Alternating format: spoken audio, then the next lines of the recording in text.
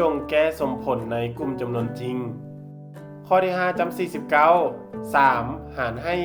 x กำลัง2บวก 3x บวก2บวก x บวก5หารให้ x กำลัง2บวก 5x บวก6เท่ากับ x บวก7หารให้ x กำลัง2บวก 4x บวก3ก่อนอื่นเราสังเกตพูดเห็นว่าสามารถผันเปลี่ยนได้คือเราสังเกต x กำลัง2บวก 3x บวก2เห็นว่าสามารถแยกส่วนคูณโดยการสังเกตคือเราสังเกต x กำลัง2เห็นว่าตัวที่คูณกันแล้วเท่ากับ x กำลัง2มี x กับ x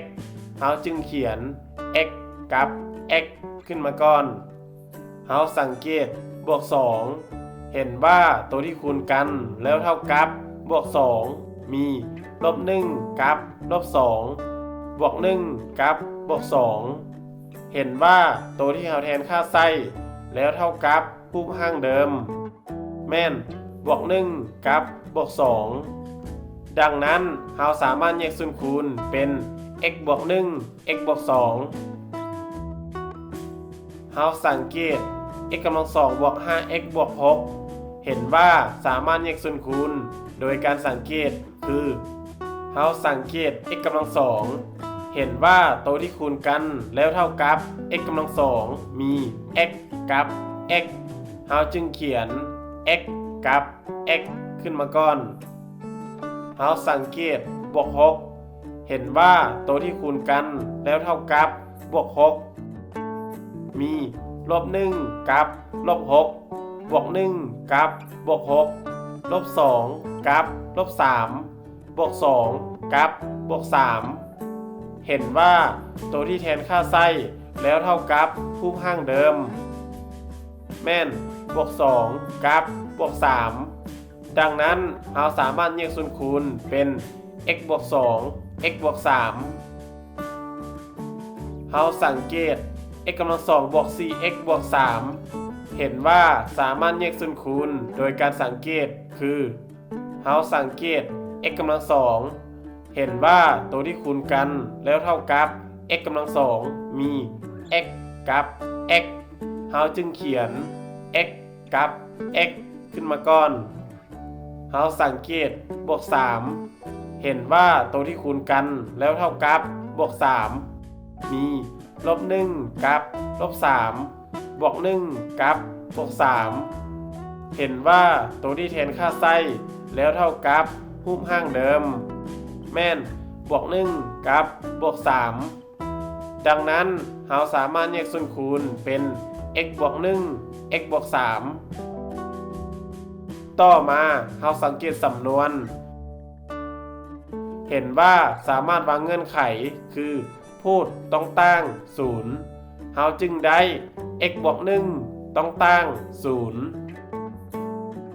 x บวก2ต้องตั้ง0 x บวก3ต้องตั้ง0ต่อมาเรามาถอดหา x บวก1เราย้ายฝากจากบวกเป็นลบจึงได้ลบ1บวก2เราย้ายฝากจากบวกเป็นลบจึงได้ลบ2บวก3เอาย้ายฝากจากบวกเป็นลบจึงได้ลบ3เราจึงได้เงื่อนไขคือ x ต้องตั้งลบ1 x ต้องตั้งลบ2 x ต้องตั้งลบ3ต่อมาเราสังเกตพูดเห็นว่าทวีคูณความน้อยสุดแม่น x บวก1คูณ x บวก2คูณ x บวก3หรือเท่ากับ x บวก1 x บวก2 x บวก3เราจึงคูณ x บวก1 x บวก2 x บวก3ที่เป็นทวีคูณความน้อยสุดใส่ทั้งสองฝากเพื่อขัดพูดออกเราจึงได้ x บวก1 x บวก2 x บวก3คูณ3หารให้ x บวก1 x บวก2 x บวก1 x บวก2หาร x บวก1 x บวก2เท่า1จึงได้1 คูณ x บวก3คูณ3เท่า3 x บวก3 x บวก1 x บวก2 x บวก3คูณบวก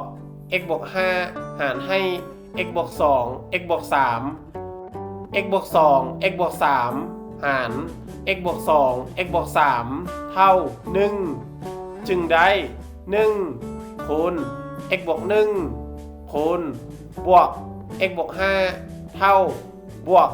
x บวก1 x บวก5 x บวก1 x บวก2 x บวก3คูณ x บวก7หารให้ x บวก1 x บวก3 x บวก1 x บวก3หาร x บวก1 x บวก3เท่า1จึงได้1คูณ x บวก2คูณ x บวก7เท่า x บวก2 x บวก7 3คูณ x เท่า 3x 3คูณบวก3เท่าบวก9 x คูณ x เท่า x กำลัง2 x คูณบวก5เท่าบวก 5x บวก1คูณ x เท่าบวก x บวก1คูณบวก5เท่าบวก5 x คูณ x เท่า x กำลัง2 x คูณบวก7เท่าบวก 7x บวก2คูณ x เท่าบวก 2x บวก2คูณบวก7เท่าบวก14 3x บวก 5x บวก x เท่าบวก 9x บวก9บวก5เท่าบวก14บวก 7x บวก 2x เท่าบวก 9x x กำลัง2หาย้ายฟากจากบวกเป็นลบจึงได้ลบ x กำลัง2บวก 9x หาย้ายฟากจากบวกเป็นลบจึงได้ลบ 9x บวก14หาย้ายฟากจากบวกเป็นลบจึงได้ลบ14 x กำลัง2ลบ x กำลัง2เท่า0บวก 9x ลบ 9x เท่า0 14ลบ14เท่า0เห็นว่า0เท่ากับ0โดยเฮ็ดให้ค่า x ทุกโตวในจำนวนจริงเฮ็ดให้2ฝากเท่ากันแต่ว่าขัดกับเงื่อนไขที่วางไว้คือ x ต้องตั้งลบ1 x ต้องตั้งลบ2 x ต้องตั้งลบ3ฉะนั้นกลุ่มใจผลของสมผลในกลุ่มจำนวนจริงแม่นทุกโตวในจำนวนจริงยกเว้น